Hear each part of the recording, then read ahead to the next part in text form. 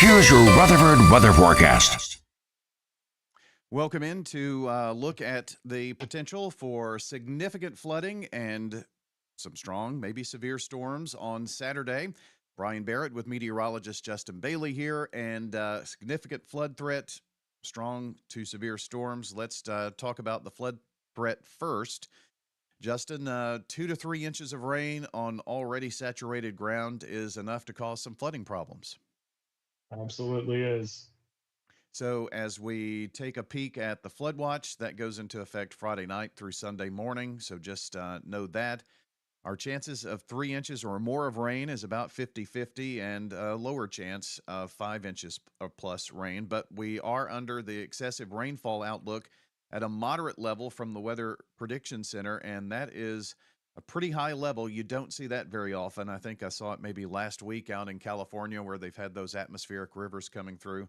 But for us, a great deal of rain. And we've seen, this is a map showing totals across the mid-state, but we've had anywhere from the lowest was 1.8 inches to up to just over 2.25. So that's a lot of rain, That's and another 2 to 3 coming. that's right. It's been a wet week, and there's more on the way. Hard More, to believe as cold as it is right now, but it's coming. I know. It's like, are we going to get some snow?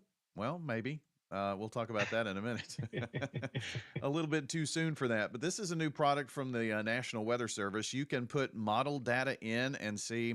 It's kind of like in the hurricane areas where they can show you how much inland flooding could happen. And this would be like our rivers, creeks, things of that nature. You can put the model information in, and then also day of, it will use radar estimates to kind of see where flooding is likely occurring. And this is one of our normal culprits here in Rutherford County. Here's Elam Road, here's County Farm Road. And as you can see, those roads are underwater. And that is a case, Justin, that happens in your neighborhood, my neighborhood, just about anywhere you want to look. That's right. Whether you're middle fork of the Stones, east fork of the Stones, west fork of the Stones, there's trouble areas all throughout the county. And if you live near them, you're aware of them. Absolutely. Here's one, Sulphur Springs Road. A lot of people cut through here, especially to maybe get to 840 if they're coming from the Smyrna area or whatnot, and that's often a roadway that is covered by water. Well, the significant rainfall threat is also joined by a chance of severe storms, and a level 2 out of 5 slight risk is nothing to sneeze at around here, Justin. No, it's not. Well, actually, we saw that just last week. Had a marginal level 1, level 2 event come through, and we saw some tornadoes come out of that event. Um, Again, with this event, it's probably going to be more of an overnight event later in the evening, so overnight hours, as this line of storms develops off to our west and moves in this way. Primarily a damaging straight line wind event. There is a ton of wind energy aloft with this storm system, and almost guaranteed some of those winds will be able to make it to the surface in the form of straight line winds. Don't see a high end tornado threat here at this time, but that can always change when you have this much shear in the atmosphere. I know we went by that map pretty quickly, the 4 to 5 inch rainfall rate, but it was really pretty much where this dividing line is between the level 1 and level 2 threat. So if this is further south by, 30 miles, maybe we get more rain, less severe potential. If it's, Right. the 4 to 5 inch rainfall is up here in southern Kentucky, then the possibility of maybe more severe weather. So that's kind of what we're looking for as we fine tune things going into Friday and day of the event. That's right. If that one front lifts north that far, then some of those oranges you see in the southwest corner down in Alabama could creep up closer to the Tennessee state line, and um, things could get a little more interesting this way. Yeah, But that's it's all going to depend on where that warm front is, and if you're in rain, that rainfall is just going to help to reinforce that warm front boundary. If you get out of the rain and you get in sunshine, then that's where things start to get a little dicey. Yep, always watch for that day of. It's going to be one of those things just to kind of take a look at and see what's happening that on that day.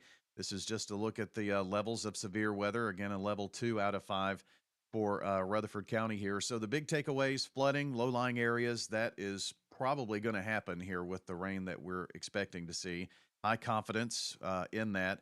And the strong to Yes, severe chances, I guess it's we're just got to wait and see. But rain we're going to get.